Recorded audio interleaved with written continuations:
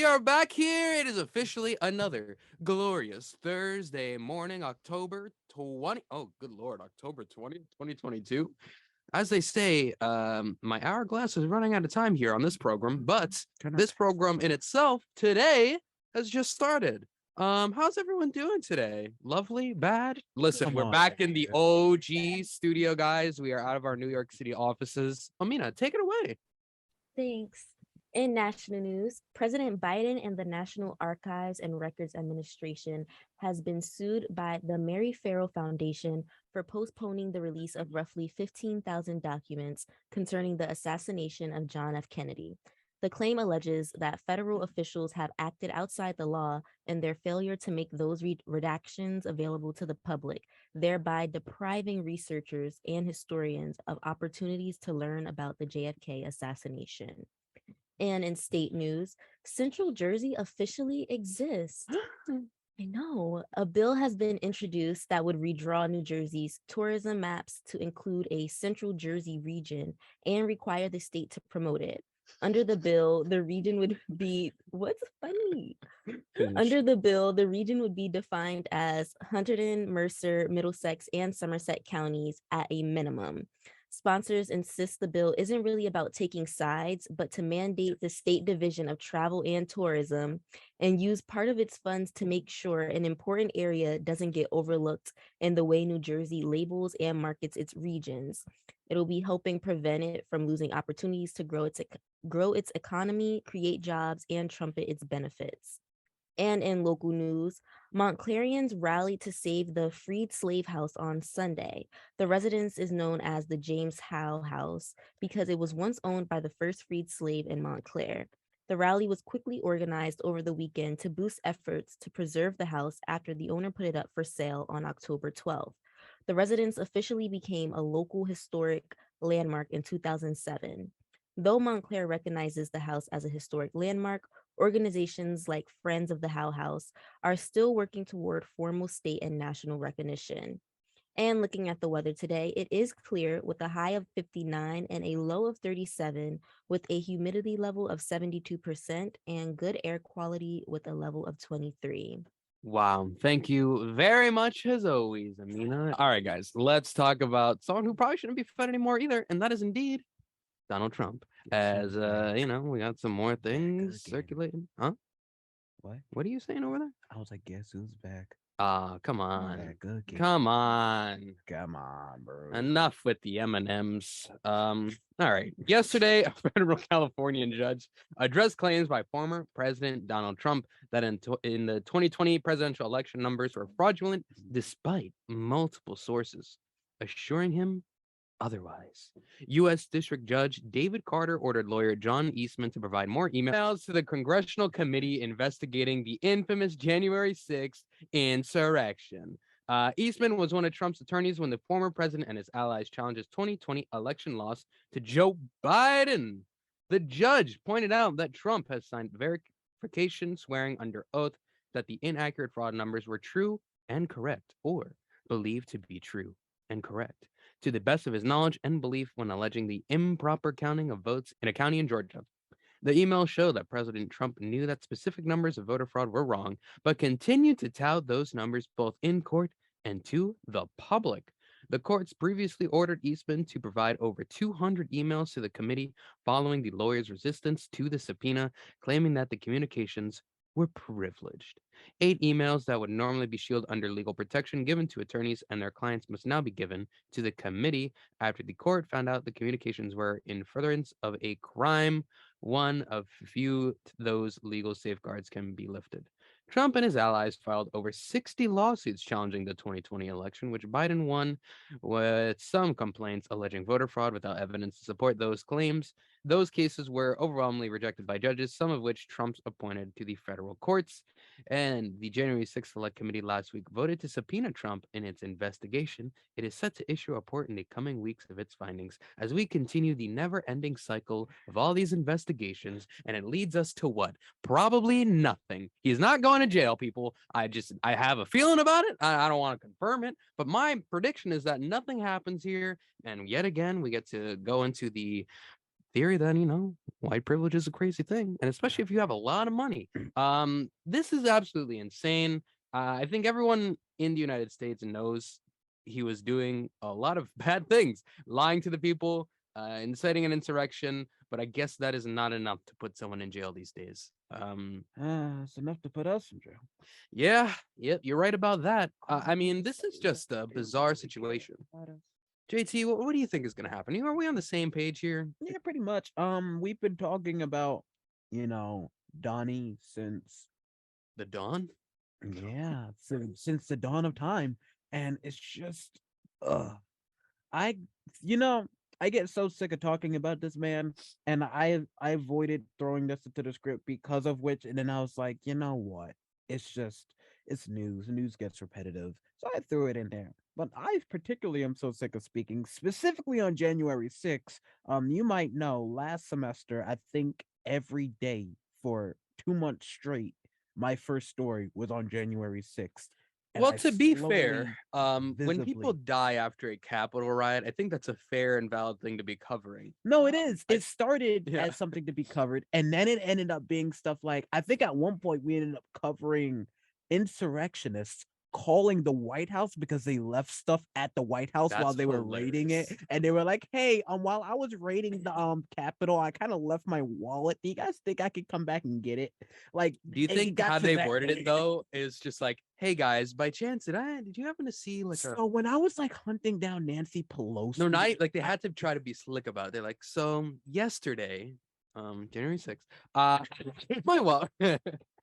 Like, how do you even approach that phone call is You could just say, beyond like, me. You were a tourist. it got to Oh, that point. true. And Before they came in. I'm actually from France, and I've never even know what's going on within this government. Laura found it hilarious how visibly sick of that story I was. And I was like, yeah, January 6th. And every week, I slowly, my voice just broke every time I had to say January 6th. Mm. To the point when actual January 6th rolls around every year, I get sad. You get sad, I get like Amina when she hears the word raunchy. I knew it was coming. I'm surprised Um, it took you this long. I know. I was waiting for the right moment. Finally got it in, guys. So What a you time to be decided to alive. say fertile sports before you decided to say raunchy. Okay, that's 2 times. That- Like, cut it. I mean, we should probably stop the raunchy talk here. That's for like late night or Sirius XM. They have raunchy things going on. No plugs allowed on there, Isaiah. I'm not plugging it. I'm not plugging it until they hire me to give me my own show. All right. Listen, guys, we are gonna move on though because the January 6th story continues and it will likely end in more nothingness because our government has proven time after time that they will get nothing of importance done. We go from one president's nonsense to another president's nonsense. We're going to talk about Biden. Joe Biden. Yesterday afternoon, President Joe Biden announced a series of steps aimed at easing the oil supply crunch and lower gas prices, which have become a major domestic concern ahead of the November midterms. Yay. Biden confirmed the release of 15 million barrels from the Strategic Petroleum Reserve, aka the nation's stockpile, back in December. Biden addressed the Roosevelt Room saying, quote, with my announcement today, we're going to continue to stabilize markets and decrease the prices at a time when the actions of other countries have caused so much volatility. Biden also stated that his administration is taking the unusual step of planning to buy oil to rebuild the strategic reserve once crude falls below $70 a barrel. Officials said that this step is meant to send a clear signal to the market and incentivize domestic oil production. However, after that, he went on to criticize them, accusing them of price manipulation in an attempt to raise profit.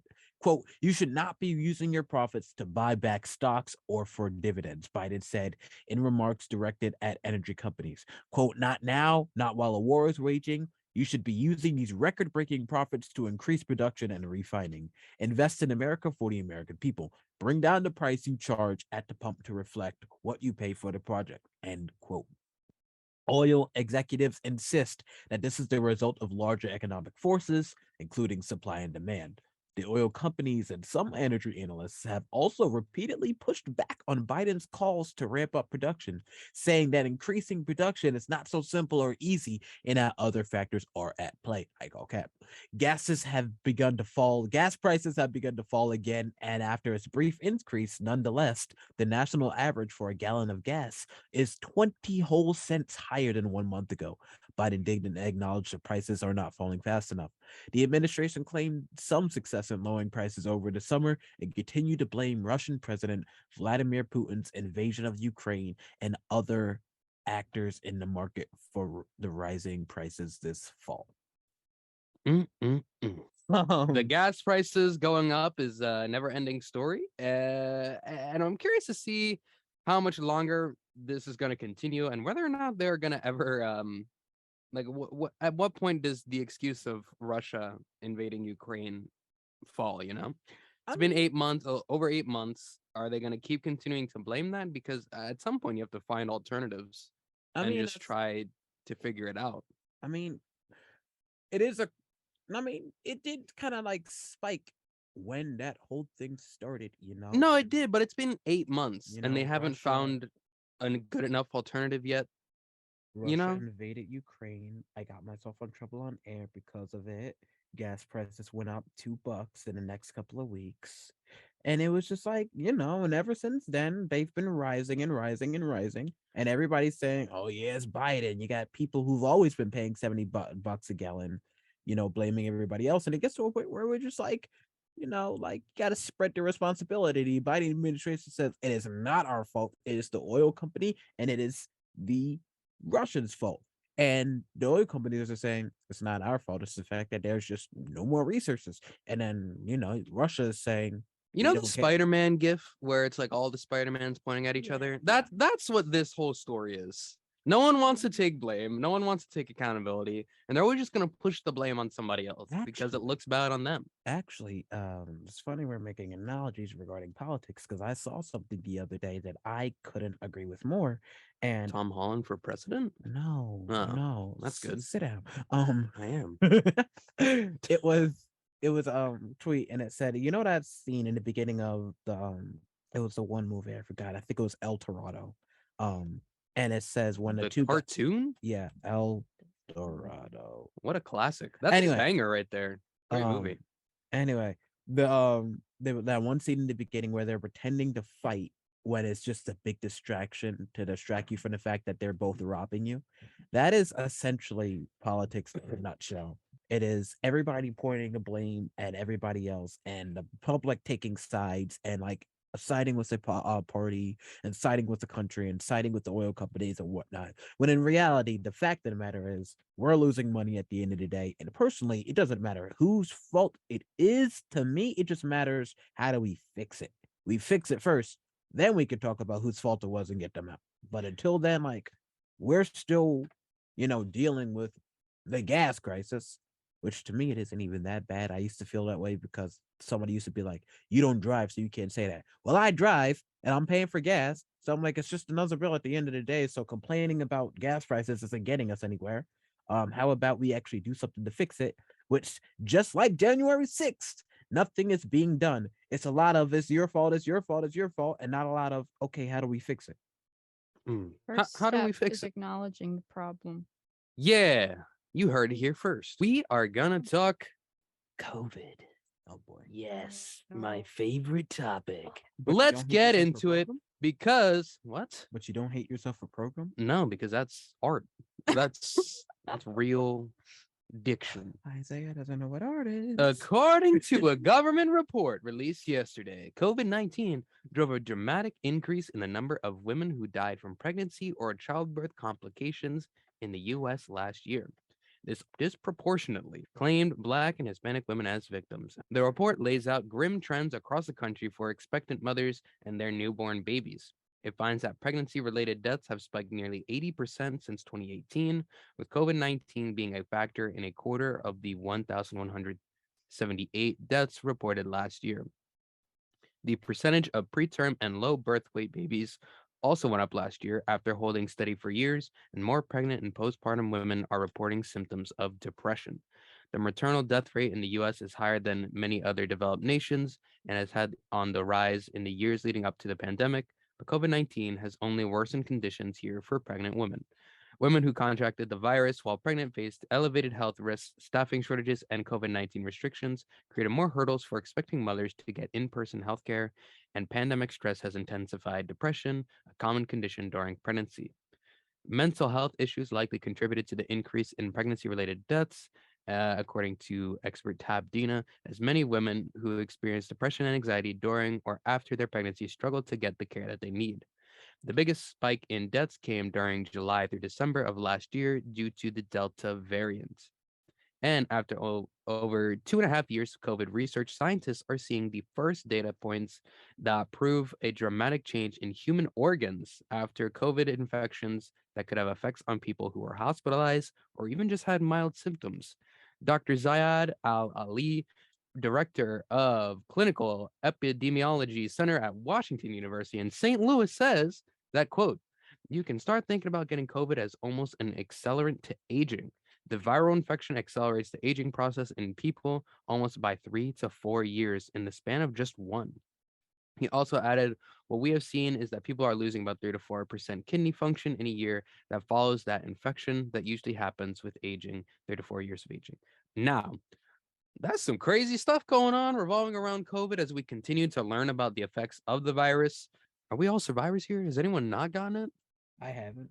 Amina's undefeated? Good Yeah. for you, Amina. I haven't. Huh? You haven't gotten it either? You guys are undefeated? Yeah. Man, I wish And I you was. were undefeated too. I was a Up until reigning about defending a couple champion. of weeks ago. Yeah, and then somebody ruined my life. And I will find them and make them pay. I wonder how you would do that, genuinely. Oh, How I would would you- just set up inconveniences in their life. No, how would you find a person to do it? I got my sources. Mm. Don't worry about it. But I think just the concept of even if mild cases had it, someone had COVID, that apparently some people are experiencing accelerated aging of their kidneys. It's kind of scary. Yeah. I'm trying to live a long time, guys. I don't know about you, but Lana, you good? That sounded like you're very sad. Yeah. Lana's like, I've gotten COVID 16 times. I've had COVID, but not 16 times. But that's scary. Just 13 times. 13, wow. No, but I think that's just a wild stat to come out. And I mean, obviously, I think everyone's still very early into research. So maybe this is a case where, you just take it with a grain of salt. But I think the concept of just, I'm sure that's why they put it on the headlines is COVID could take away 3 to 4 years of your life. Like that's pretty big statistic right there. And I'm sure a lot of people. How do they find that? I wonder a lot of things about that. Science is a very confusing place. Science makes a lot of money. This story also just made me even more scared of pregnancy. Adding more hurdles like that into it makes, I'm sure, a lot of people even more precautious as they're delivering a baby. That's a crazy concept as well. There's a human growing inside of another human. Yeah, that's how you got here. Yeah, that is true. Or was I? Maybe I'm an alien. I think we should have a moment of positivity, JT. Ooh, moment of positivity. Yeah, That's because like we around every day. desperately. Yeah, I know. In the first hour? In America? What? No. Well, we're going to talk about NASA. Astronaut Nicole Mann is the first Native American woman in space and said that she is overwhelmed by the beauty and delicacy of Mother Earth and is channeling some good old positive energy as her 5-month mission is officially underway. She said from the International Space Station that she's received lots of prayers and blessings from her family and tribal community. Mann is a member of the Walaki of the Round Valley Indian tribe in Northern Carolina. Why'd you say it so sassy? Wacky. This is why we add pronunciation parentheses in the script, Isaiah. Oh no, you can't read. You sound like the SpongeBob thing. Avocados are apparently so abundant right now that South African farmers are offering them for free. Yesterday, a nonprofit group in Philadelphia distributed hundreds of thousands of avocados to all people who had traveled by car to FDR Park and demanded a case. Evan Ellers, the founder and executive director of Sharing Extra, said the avocados came from growers in South America, most likely Peru. Sharing Extra is a Philly-based group that combats waste by distributing surplus foods to the people and organizations that need it most. The produce was initially secured by FarmLink Project, a California-based nonprofit group that was able to get their hands on about 5 truckloads of avocados that would have otherwise gone to waste. Moments of positivity, guys, because this person, JT, thought, let's spend a whole 10 minutes on avocados on the first hour of the show. I was going to bring it up to you later on when we were in the office on just maybe why we would do that decision, but the audacity to try to call me out when I had to come and save the day with this, good Lord. Understand that. And I Unbelievable. did not want to throw the avocado. It was a very slow news day. It was not, because the first thing I got was the COVID story. I was looking, Ah, but the fact of the matter is, good Lord. I What looked- it is, when this I- is a behind the when scenes I conversation looked at- in front of the scenes when right I now. looked at it, I thought, Unbelievable. I wasn't surprised when you took it out. I would have taken it out if I saw something better. This I thought you program- just took it this out. program has So never I been thought at an we were just all-time talking about low. NASA. Oh I'm Lord. like, okay, this is a better story. We're talking about NASA. And then I see what I started typing, and I was like, wait, what? So the point I'm trying to make, Zay, is that I understand why we had to take out the 10 minutes of avocados, but you understand the segue. I start talking about NASA, and then I just go into like avocados. Yes. Yep. Exactly. Oh, That threw boy. me off. Like I'm I don't know what to talk about first, the NASA or the avocado. I mean, obviously you would go in order. I think it's incredible to see that someone in the Native American community has found their way up into space. All right. It is. Secondly, I always hear different perspectives about people that do go up to space, because I forget which celebrity. I think it was someone from Star Trek that he went up to space and had the complete different perspective of how he felt. He said as soon as he got into space, he's never felt more empty in his life. Just seeing all the darkness in the universe. He said that was one of the worst things he's ever done. My ADHD could never. I could never imagine myself in space. I think there's a high chance, one, I'd probably die. Two, I don't think mentally I'd be prepared for that. There's a lot of training Yeah. astronauts have to go through. Yeah, I haven't got time for that, you know? Mm. I'll leave that to the smarter people. It's like, it's for me, it's just like, one, going to space and the moon would objectively be super cool, but I, for one, don't have the patience for that. Two, my again, ADHD and whatever else is wrong with me would not feel comfortable in a cramped aircraft in the middle of nowhere. Like, I don't know. It's just like conflicting emotions I have with space. So while it'd be super cool, maybe if I could be put to sleep till we get to the moon. There's no way you'd be able to So, sleep like, on a your way to the cryo moon. until you get to the moon. Yeah, something like that. Okay. I like kind of went on space when I went on this ride. at I don't think Universal. that's how it works. No, but it was like No. real. I felt like I No, was no. it was real enough. The difference was I wasn't actually, You weren't actually in space. float- yeah, but Was my it like a body zero felt like- gravity thing, or was this like It a was- roller coaster?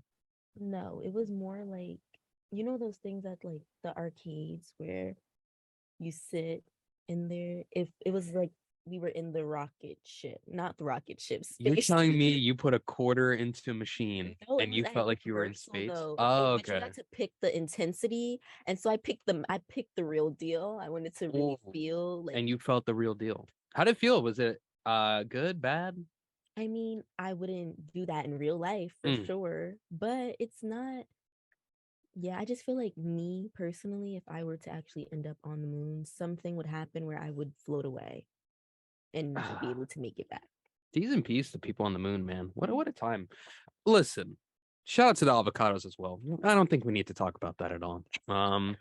Good on them on giving free produce. I mean, that's something I that was we gonna should talk do. about a good thing about how nice it is, because we have an issue of people throwing out food that could go to people, and here are people doing the exact opposite.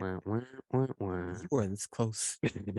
No, I think that's definitely valid though. I think people and companies need to stop wasting at such a high rate, because I'm sure all of us have worked those kind of jobs before, and you see how much just a grocery store We've will also had waste. stories on the buzz about people getting fired for electing to give away some of the food that they throw out Mhm. instead of just throwing away waste. And they're like, you're stealing from the company, so we're gonna fire you. You fired. Now we have to transition to a critically acclaimed segment.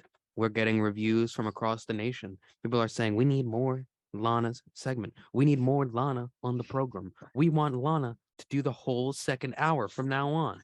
That is what the people are saying, Lana. Now is your time to shine. We got some things going on. Take it away. Thank you. So this week's theme is Lana gets happy because a lot of DC things are coming out. Oh, no. Make it stop. Let me have this, Isaiah, please. Black Adam comes out tomorrow in theaters and is rated PG-13. 5,000 years ago, Teth Adam was imprisoned after using his powers for vengeance, allowing him to become Black Adam.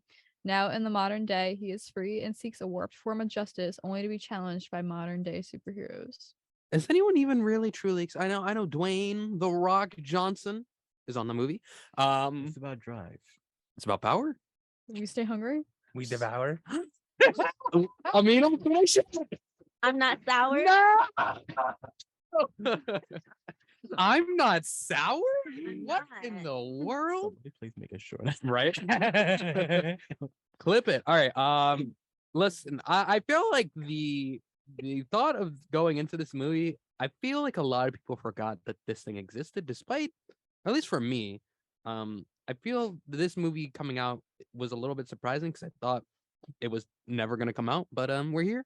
The Rock is officially a superhero. I guess good for him. Lana, as the DC person, as the singular DC fan left in the country, I'd love to know what you're thinking about Black Adam. Are you excited? Not excited? I'm kind of excited for it. Okay. I don't.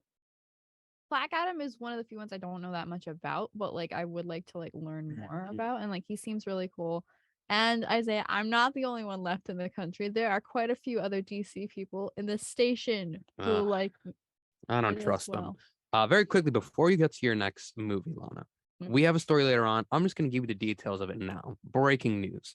Black Adam currently sits at a 32% approval rating from top critics on Rotten Tomatoes right now, which would be, at this point, almost as bad as the Zack Snyder Justice League, which was 23%. I know, but just the thought process This of is the same company that gave Morbius a high score during. Did they really? But also, many reviewers that have seen the movie early say that there is some hope.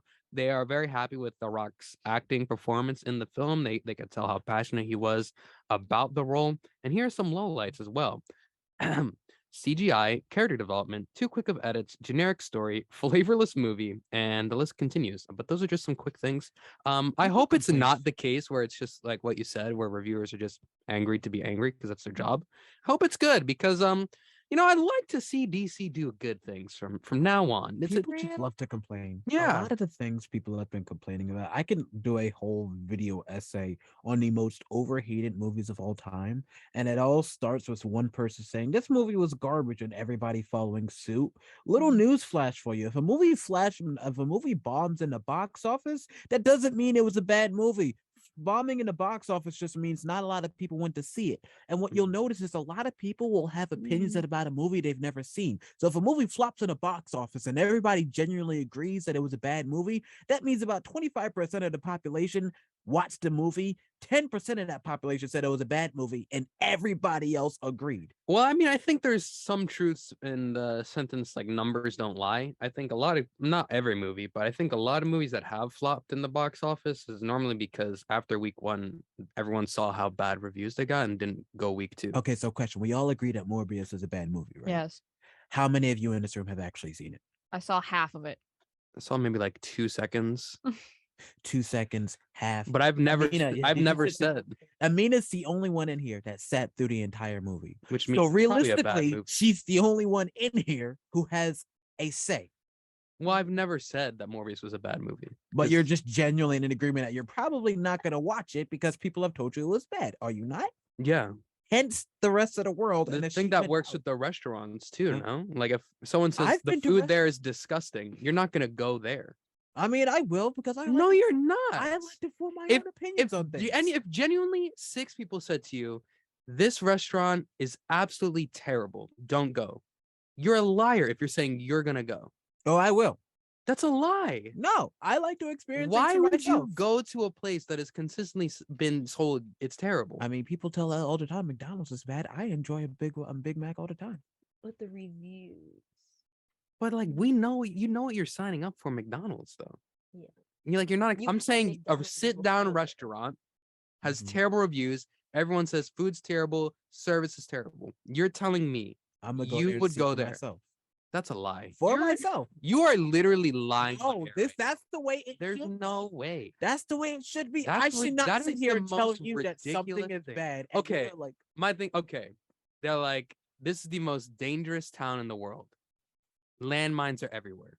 You're gonna go test? okay, well, man, landmines are gonna be a You're completely gonna go different. test. Like, I don't know what No, this there's a means. difference between movies and restaurants where it's all opinion based, and the worst that can happen is I just don't like it. And then I go think by you saying that, it's saying that you are lacking critical thinking right now. no, critical thinking needs If to come from yourself. someone said, A if movie is not the multiple same thing as a people, landmine. I can't wheel. good lord, If what somebody in says- the if somebody world says is this this? movie was bad, I'm still gonna go just to see if it's actually bad. Now, if somebody says You're don't gonna go here, into no. theaters? Now, if somebody says don't go to this area because you're gonna die, I'm not gonna go into that area because Well, the that's difference is, if relief. I don't like the movie, I'm just not gonna watch the movie again. If I die in the area, well then lights out. Like there's That- clearly a divide here. Okay, so are you gonna watch Black Adam in the movies? I don't know if I'll go see it in the movies, but like What did we just talk about then? movies is a different thing. See, for me, if I hear the reviews are bad, I'll at least wait for it to go on streaming. I did it with Suicide Squad Yeah. 2016. That is my biggest example of a movie that got generally horrible reviews. And when I finally watched it, not only did I not agree with the reviews, I loved the movie. You loved Suicide Squad? Indeed, I did. I watched that thing like, is this the same movie that I kept on hearing was garbage? The acting was garbage. Everybody was like, it's garbage. Acting was garbage. The story didn't make sense. The only critique that made half amount of sense was critiques on Jared Leto's Joker, which I agreed it's not the Joker. I liked the take, but it's just not Joker. That was the only one that I could see. Okay, well, that makes sense because that's just not Joker. I can understand why people complained about him. I found it interesting, his little weird little mafia Joker take, but at the same time I understood that it's not Joker. But everything else people complained about that movie I didn't see. Same thing with the Lion King live action. Felt the same way. People complained about that movie on end, and I finally watched it and I didn't see anything people were talking about. You didn't see any problems with the live action Lion King? I mean, like, it's a lot. Maybe people's main complaint was it's too real. Well, no, duh. You ever seen a lion smile at you? I wouldn't say like the Idiot. Lion King movie was bad, but it definitely was not as good as the cartoon. I will never say it was as good as the cartoon. Exactly, but I don't think it was But then people were like making think pieces about how it was complete garbage, and I'm like, y'all just Mhm. like to complain, which is the biggest Well, reason yeah. why we live in a society where people like to complain. I So think why that's don't that's you the go? key to making money. You So gotta why- start complaining Why about things. don't you go see things for yourself before you just go with the crowd? I feel you, but there's certain things that is ridiculous thought process. Yeah, like if somebody says don't go here, you'll die. Yes, it's a bad thought process to Mhm. go there to see for yourself. Am I gonna die? But if somebody says don't go watch this movie, the movie's bad, I feel like the appropriate response should be, well, I'll see for myself. Yeah, I mean, I enjoy a very bad Hulu movie, like those Huluween movies. We familiar with that? Yeah. I love those because they're so bad. They have those. Yeah, load up Hulu, man, if you want. If I'm not associated with Hulu TV, and it now has live. No, I'm kidding. All right, a lot. What else do we have this week? I know it's a big week for you as the DC human being here. Oh, thank you. So Harry Styles is back in theaters again. Jesus, again? It- Why? I couldn't answer that because I'm asking myself the same question. My Policeman comes out Friday in theaters and is rated R. This story follows a policeman, a teacher, and a museum creator on their emotional journey in Britain in the 1950s. As time moves on, all the way to the 90s, these three are still dealing with their feelings of longing and regret, but now they have a final chance to fix the damage of the past. Harry Styles is a industry plant at this point, I think. They're putting way too much money, way too much publicity into this character. I'm over it. I'm a little tired of it. I think he could go on vacation for a little bit and we can forget about him for a while. Yeah, I don't get it, you know? I just don't get it. I mean, like, Is anyone here going to support that? I- Huge Harry Styles people here? no. No. No. He's like an interesting guy, I guess, but like I don't know that much about him. I'm not really that into his music. No. I just think he's everywhere too much. We need to stop that. Do we have any huge these Harry Styles people at the station? I mean, if there were, I would like to avoid them. I think if anybody, it might be Leslie. Why do you say that? I don't know, but Mm. just genuinely, Harry Styles and Taylor Swift people tend to coincide. Oh, okay. Well, is Despite what the it fact that they have history, because I say that because I actually did a little self research on that. I used to have a theory that Taylor Swift fans hated Harry Styles. I used to have that weird theory, and then I decided to explore that theory. And then I asked all of my friends who were the biggest Harry Styles fans, like Taylor Swift fans ever, how did they feel about Harry Styles? They all liked him just about as much as they liked Taylor Swift, which is why I feel like if anybody at the station were to be a big Harrier or whatever that. Don't like Let's go ahead and say what the next movie is. I don't know how to come back out of Harriers. Good lord. Yeah, of course. It's better than Swifties. I'm just saying. Oh, I don't like Harriers. either of that. Ticket to Paradise also comes out Friday in theaters and is rated PG-13. Starring George Clooney and Julia Roberts, Ticket to Paradise tells the story of two exes who find themselves in a shared mission to prevent their daughter from making the same mistake they once did. Well, once again, It's the way I don't George have to watch this Clooney, movie Julia because I saw a trailer for it for a movie, and the trailer gave the entire movie away. that seems about right. I'll watch it. In theaters, though? No. That's what I thought. No way this is a theaters movie. If like I'm bored one night and I just want to put something on. Yeah, I feel like this is a movie where they sat and were like, we haven't seen George Clooney and Julia Roberts in a while. Let's just give them our first script in the pile. It's like, Yeah. it just seems so generic. So generic. This is literally just Mamma Mia, Here we go again. What else we got? essentially. Well, we're now switching into the video games category. A game that is very popular among the boss level cast, Jackbox Party Pack 9 comes out today. Jesus, 9 iterations of a board game. So PS5, PS4, Xbox Series XS, Xbox One, Switch, PC, iOS, and Android. Everything? Yes, Is it's it on- like what? It's on everything. Jackbox fans unite in this new version of the beloved party game with 5 new games such as the Trivia Bluff game Fibbage 4, Roomerang, the reality TV game, and the joke auction Junktopia. It's fun for everyone.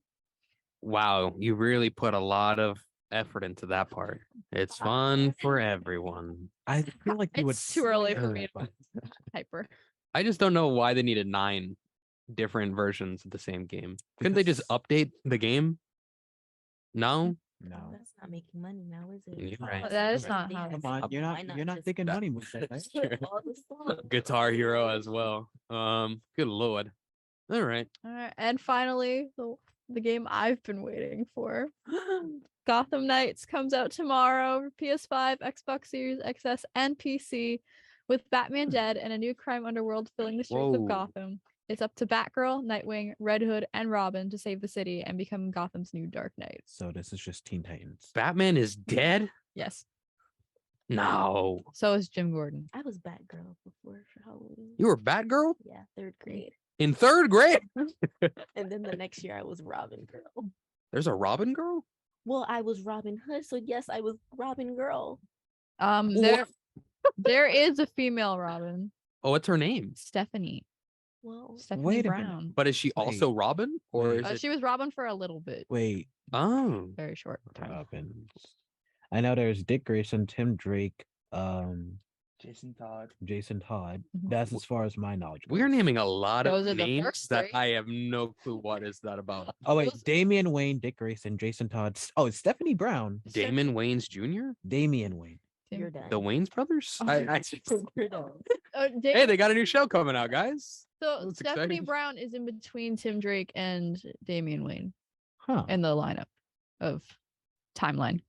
You know what I'm excited for? The HBO Max rendition of Titans, which is essentially what this game is. What a time to be alive. Hey guys, that's the end of the program though. We'll be back next Thursday. Same cast of characters, except for you, Campbell.